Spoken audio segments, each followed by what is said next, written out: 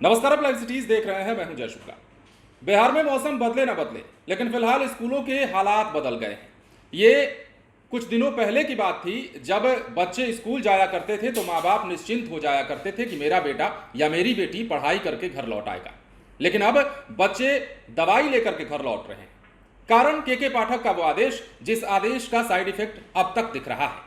अब देखिए ना, शनिवार को कुछ ऐसी खबर आई जिसने पूरे बिहार में तहलका मचाया। हालांकि चुनावी सरगर्मी के बीच और चुनावी सभाओं के बीच इस खबर को उतना महत्व शायद ना दिया गया हो, लेकिन एक साथ बिहार के कई स्कूलों में हाहाकार मचा और कई स्कूलों में बच्चे जो हैं बेहोश होकर धड़ाधड़ जमीन पर गिर गए। खबर क्या है और कहां कहां के बच्चों को बेहोशी की हालत में इलाज कराया गया और उन्हें घर भेजा गया, वो हम आपको तमाम बातें बताते हैं और यह भी समझाने का प्रयास करते हैं कि के पाठक के उस फरमान का साइड इफेक्ट कितना दिखने लगा है, जिस फरमान में सुबह की स्कूल टाइमिंग को 6 बजे से 12 बजे कर दिया गया, 1:30 बजे तक शिक्षकों को रुकने को कह दिया गया। अब देखिए, बिहार में भीषण गर्मी का प्रकोप जारी है। उमस भरी गर्मी में शनिवार को राज्य के अलग अलग जिलों के स्कूलों में गर्मी से 11 बच्चे बेहोश हो गए, जिसमें मधेपुरा में 5, दरभंगा में 2, कैमूर में 4 छात्र छात्राएं शामिल। मधेपुरा के 3 स्कूलों में 5 बच्चे बेहोश हुए।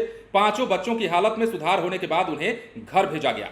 स्कूल के प्रधानाध्यापक के अनुसार गर्मी के कारण 1-2 बच्चे प्रतिदिन बेहोश हो रहे हैं। सदर प्रखंड के उत्क्रमित मध्य विद्यालय धूरगांव हरिजन में शनिवार को 2 छात्रों की तबीयत अचानक बिगड़ गई। वहीं योगेंद्र उच्च विद्यालय मुरहो के 10वीं कक्षा की छात्रा बेबी कुमारी की तबीयत अचानक बिगड़ी। दरभंगा के अलीनगर में 2 सरकारी विद्यालयों में एक छात्र और एक छात्रा मूर्छित हो गए। चिकित्सक से उपचार कराने के बाद दोनों को घर भेजा गया। पहली घटना मध्य विद्यालय तुमौल में हुई।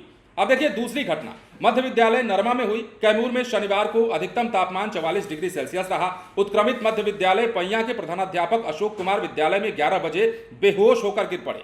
उनके चेहरे पर पानी का छींटा मारकर उन्हें होश में लाया गया। अभी वो आंखें खोल ही रहे थे कि विद्यालय में तीसरी कक्षा की छात्रा रूबी कुमारी, प्रीति कुमारी और सोनाक्षी कुमारी तथा दूसरी कक्षा की छात्रा प्रिया कुमारी बेहोश हो गई। शिक्षक छात्राओं की कक्षा में पहुंचे और उन्हें होश में लाने की कोशिश करने लगे तो ये तमाम तस्वीरें निकलकर सामने आ रही हैं। इन छात्राओं के चेहरे पर भी पानी का छींटा मारा गया। परिजन को बुलाया गया, उन्हें घर भिजवाया गया। अब प्रधानाध्यापक और छात्रों के बेहोश होने की सूचना जैसे ही ग्रामीणों को मिली, वो विद्यालय पहुंचने लगे और उनकी तबीयत के बारे में जानकारी लेने लगे। अब यह भी जानिए कि गर्मी की छुट्टियों के बाद खुले स्कूलों की टाइमिंग पर सवाल खड़े हो रहे हैं। शिक्षा विभाग के अपर मुख्य सचिव के पाठक ने स्कूलों का समय जो किया है उस पर लगातार सवाल उठ रहे हैं और अब भी वो सवाल कहीं ना कहीं बरकरार है और उसका साइड इफेक्ट ये है कि अब स्कूलों में जो बच्चे बच्चियां हैं बेहोश होकर तो गिर ही रहे हैं, मास्टर साहब भी मूर्छित हो रहे हैं, पानी के छींटे मारे जा रहे हैं, तब जाकर के वो होश में आ रहे हैं, चाहे वो बच्चे हों चाहे वो शिक्षक।